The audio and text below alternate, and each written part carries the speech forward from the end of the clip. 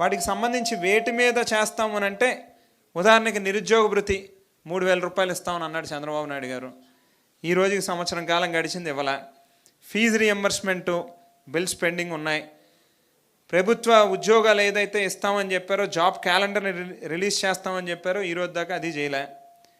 తర్వాత మన ప్రభుత్వంలో నిర్మాణం ప్రారంభించినటువంటి మెడికల్ కాలేజీలు కానీ, స్కిల్ డెవలప్మెంట్ సంబంధించినటువంటి ఇన్స్టిట్యూట్స్ కానీ, వాటి నిర్మాణాన్ని మధ్యలోనే ఆపేశారు.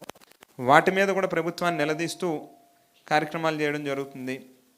అలాగే గర్ల్స్ స్టూడెంట్స్ మీద జరుగుతూ ఉన్నటువంటి అట్రాసిటీస్ మీద, లిక్కర్ పాలసీలు, బెల్ట్ షాపులు, డ్రగ్స్కి సంబంధించినటువంటి వ్యవహారాల మీద, ప్రైవేట్ కంపెనీలు కూడా రాకుండా రాష్ట్రంలో ఉన్నటువంటి లా అండ్ ఆర్డర్ పరిస్థితుల రీత్యా కొత్తగా ఏ ఒక్క కంపెనీ కూడా వచ్చి ఇక్కడ ఇన్వెస్ట్మెంట్లు చేసేటటువంటి ధైర్యం చేయట్లే.